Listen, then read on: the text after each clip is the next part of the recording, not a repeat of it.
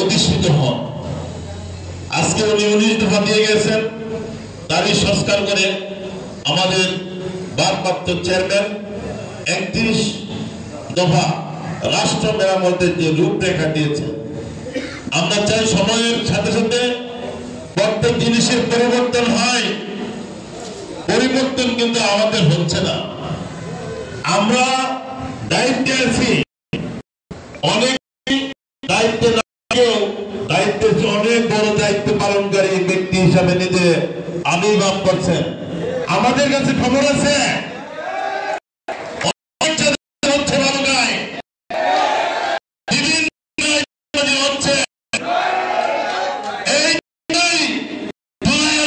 আন্দোলন হয় নাই, এখনো চাঁদাবাজি হয়, তাহলে বন্ধ হবে কবে? সে আওয়ামী লীগের মতো আমরাও যদি সেরকম কাজ করি, তাহলে তো এই সব ছাত্র জনতা যারা আত্মহত্যা দিয়েছে, জীবন দিয়েছে, বন্ধুবরণ করেছে, তাদের সেই আত্মা শান্তি পাবে না। আমি মনে করি আপনাদেরকে আমি প্রথম যেদিন বক্তব্য করেছিলাম 5ই আগস্টের পরে বলেছিলাম যে আপনারা শান্ত থাকেন, আপনারা ধৈর্য ধরেন, মানুষের কাছে থাকেন, তারেক রহমানের মানুষের পাশে থাকেন, মানুষকে নিয়ে কাজ করেন, আপনারা ব্যবসা বাণিজ্য করতে পারবেন। আজকে এত একটা শর্ত নিয়ে আমরা যেভাবে রাজনীতি করার সুযোগ পাবো সেটাই তো আমরা জানতাম না। এত বড় একটা বৃহৎ স্বৈরাচার, পৃথিবীর 4-5 জন স্বৈরাচার মাঝে একজন স্বৈরাচার হল শেখ হাসিনা, তার এত তাড়াতাড়ি পরিবর্তন হয়েছে। আমাদের আরো ধৈর্য ধরা দরকার। আপনারা যদি জিয়া রহমান করেন, আপনারা যদি জিয়ার আদর্শ করেন, তাহলে আমার মনে হয় না যে আজকের পর থেকে কেউ চাঁদাবাজি নামক শব্দটির সাথে জানেন না। জমি দখল, অত্যাচার, বিভিন্ন হানা, প্রতিষ্ঠানে গিয়ে আপনারা যে ধরনের কার্যক্রম করছেন সেগুলো অত্যন্ত ঘৃণিত, ন্যাক্কারজনক, ধিক্কার জানাই আমি এই ধরনের রাজনীতিকে।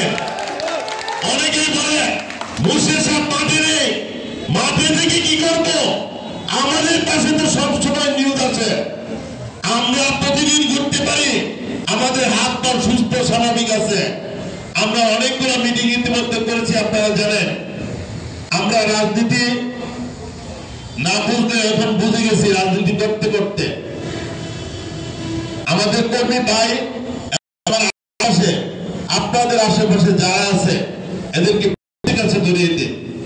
আপনারা না পারেন আমাকে বলবেন, আমি আপনাদেরকে সহায়তা করব। ভুলেও যাতে সেই উঠতে না বাংলা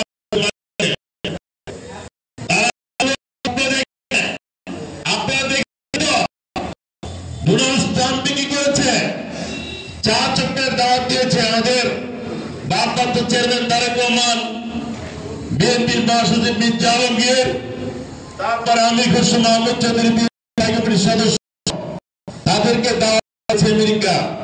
অথচ স্টাম্প যেদিন পাস করছে এদিন সারা বাংলাদেশে আওয়ামী লীগের লোকজন দেশ বিদেশে যে যেখানে আছিল সেখানে বসে তা উৎসব করছে।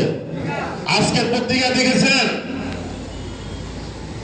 জো বাইডেন প্রশাসন যেমনি ভাবে বাংলাদেশে সুসম্পর্ক বজায় রেখে রাজনীতিক এবং বিভিন্ন উন্নয়নমূলক কর্মকাণ্ডের সাথে কাজ করেছে, ট্রাম্প প্রশাসন সেভাবে কাজ করে যাবে। কাজেই আওয়ামী লীগের যারা প্রেতাত্মা, আওয়ামী লীগের যারা এখনো যারা মানে চেয়েছিল, তাদের কাছে মনে হয়েছিল যে কালকে নতুন হবে। 17.5 বছর স্বৈরাচারী করে এই 5 মাস 3-4 মাসের মধ্যেই তাড়াতাড়ি আপনার সাবধান যান, নিজেদের টুল পাশে সাবধান হয়ে অত্যাচার করেছেন এদেশের সব বিভিন্ন রাজনৈতিক দলের নেতা কর্মীদেরকে বিভিন্নভাবে অন্যায়ভাবে হয়রানি মিথ্যা মামলা দিয়ে খুন গুম করে আপনারা এদেশের মানুষকে শোষণ করেছেন। রাষ্ট্রের লক্ষ লক্ষ কোটি কোটি টাকা আপনারা বিদেশে পাচার করে আপনারা দেশের রাষ্ট্রীয় কোষাগার শূন্য করেছেন। আজকে দেখেন তাদের দুর্নীতির বীজ বাষ্প কতটুকু দূরে পৌঁছে গেছে। সেই লন্ডনে আজকে বাধ্য হয়েছে পদত্যাগ করতে। তাদের সব জায়গায় দুর্নীতি, তারা সারা পৃথিবীতে তাদের এই বাংলাদেশের টাকা লুটপাট করে নিয়ে রেখেছে। আজকে তাদের দেশের মাটিতে জায়গা হয় নাই, দেশের মাটিতে শেখ হাসিনার কোনদিন কবরও হবে না। পৃথিবীর ইতিহাসে নাই যে সরকার পালিয়ে যায় সেই সরকারের কোনদিন ওই রাষ্ট্রে আর কোনদিন তার কবর হয় না। কাজেই আওয়ামী লীগের বন্ধুরা যারা আছে আর কি, তাদেরকে আমি উদাত্ত জানাবো, আপনারা ধৈর্য ধরে নিজেদের কাজে ব্যস্ত থাকুন। রাজনীতি নিয়ে এখন ব্যস্ত থাকার আপনাদের সময় না। আর আমাদের যারা আছে আমি বলবো যে আপনারা যারা আমাকে দুর্বল মানুষ মনে করেন, আসলে কিন্তু আমি এত দুর্বল না। আমি কথা কথাই দুর্বল, মন মানসিকতার মধ্যে দুর্বলতা দেখাই, তার মাঝেই না আমার উপর দায়িত্ব। আপনারা দেখবেন কিছুদিনের মধ্যেই ময়মনসিংহের এক্সটেনশন কমিটি হবে, হইলে সাংগঠনিক কার্যক্রম শুরু হবে। তখন বুঝতে পারবেন আমি দুর্বল না সবল। যারা বিগত দিনে আমার সাথে রাজনীতি করেছেন, যারা আন্দোলন সংগ্রামে ছিলেন, রাজপথে ছিলেন, 28 অক্টোবরের পরে যারা মাঠে ছিলেন না, তাদের নাম লেখা হবে না। 28 অক্টোবরের পরে যারা মাঠে ছিল না, তাদের কোন সংগঠনের নাম লেখা হবে না। অতি উৎসাহী হওয়ার কিছু নাই, আপনাদের নিরাশ হওয়ার কিছু নাই। আমি আশা করি একটি সুষ্ঠু সাংগঠনিক রাজনীতি, এদেশে একটা পরিচ্ছন্ন রাজনীতি, বালুঘাটে একটা পরিচ্ছন্ন রাজনীতি সৃষ্টি করে যাব, দৃষ্টান্ত স্থাপন করে যাব এবং জনগণের মতামতের ভিত্তিতে একটি সুস্থ কাউন্সিলের মাধ্যমে আগামীতে এই বালুঘাট নেতা নির্বাচিত করবে এদেশের জনগণ। সেই প্রত্যাশা করছে।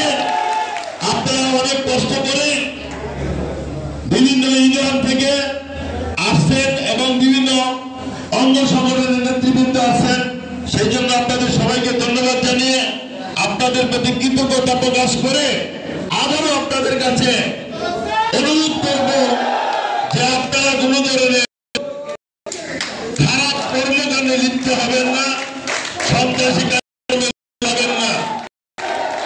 আমরা আশা করি আমাদের নেত্রী ইতিমধ্যে ওনার চিকিৎসা চলছে, উনি খুব